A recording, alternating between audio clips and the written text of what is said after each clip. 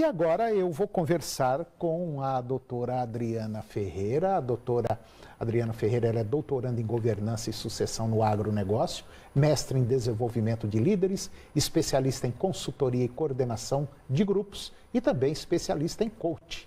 E hoje nós vamos falar de um tema interessantíssimo.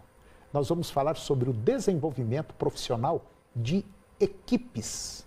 Doutora Adriana Ferreira, bom dia. Bom dia, Antônio. Tá tudo bom, né? Olha, tá tudo excelente. Tem até uma chuvinha lá fora, né? Pois é, chuvinha. Chuvinha para molhar, como disse, chuvinha para molhar bobo, mas está chovendo. Mas está chovendo. Isso é sinal de frio. Doutora Adriana, quando a gente fala trabalhar em equipe, é um problemão, né? É um problema sério porque tem muita gente que invade o espaço do outro, o outro invade o do outro. Sim. E geralmente costuma dar problema, né? Muitos A turma não sabe problemas. respeitar muito, né? Isso que você falou da invasão de espaço acontece muito. E agora com mais um item, né? Tem a questão das gerações no mesmo. Geração X, geração Y, geração Z que está chegando no mercado e resumindo, o Baby Boomer. os velhos, os mais ou menos, os novos e os mais novos. Exatamente. Aí vem aquele choque de ideias. Aí a confusão fica enorme. E isso a gente tem trabalhado muito, Antônio, e a neurociência tem procurado explicar que para você desenvolver equipe, você precisa primeiro ensinar as pessoas a pensarem.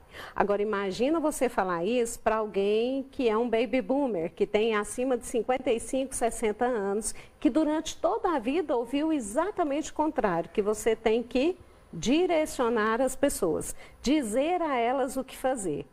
Só que a geração Y, ela não aceita isso. Então, o que a gente vem estudando é que, de agora em diante, nós precisamos ter um comportamento totalmente diferente. Se quisermos unir todos numa equipe só, o que é um desafio. Mas de vez em quando tem que puxar a orelha, não tem? Também. Porque tem umas coisas, Adriano, que não mudam muito não, né? Tem uns negócios que tem que seguir a regrinha lá dos velhinhos lá atrás, né? Tem. Ou seja, é uma junção do novo com aquilo que deu certo. Então, os jovens, principalmente, e nós que estamos numa faixa etária um pouco mais experiente, precisamos entender que nós temos que construir um caminho diferente. Não vale nem as nossas regras, nem a regra do mais novo. Nós vamos ter que reinventar essas regras para trabalhar em equipe. Agora, Antônio, tem uma coisa principal, que é a educação de berço, que eu acho que você lembra, e eu lembro, e o nosso Esse é o grande problema hoje, também. Viu? Por favor, muito obrigado. E me desculpe. até logo. São regras que valem para trabalhar em equipe. E quando a gente fala isso foi educação de berço e é muito antiga. Isso daí não muda não, viu? Isso aí não muda não. Teoria para mudar não. Doutora Adriana, vamos para o intervalo comercial, que esse tema aqui passa rapidinho, viu? E depois a gente volta para falar justamente sobre desenvolvimento profissional de equipes. É um minutinho só.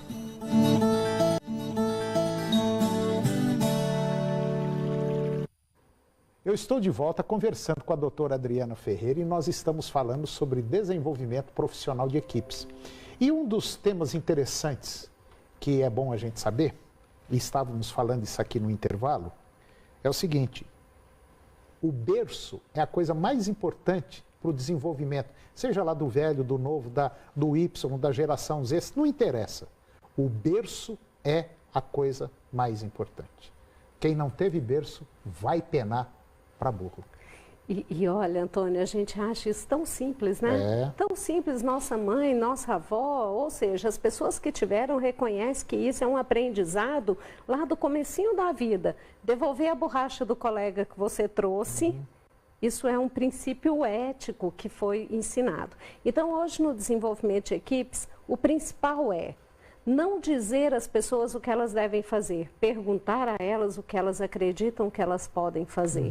E é lógico que em alguns momentos, você falou no bloco passado, que tem um direcionamento. Tem que ter realmente, tem que ter um direcionamento e tem que ter um momento em que você pergunta para as pessoas o que elas devem fazer. Por que a gente pergunta para as pessoas? Quando você pergunta e o outro participa, gera engajamento. Você está escutando a outra pessoa sobre a ideia que ela tem e como ela vai colocar essa ideia em prática.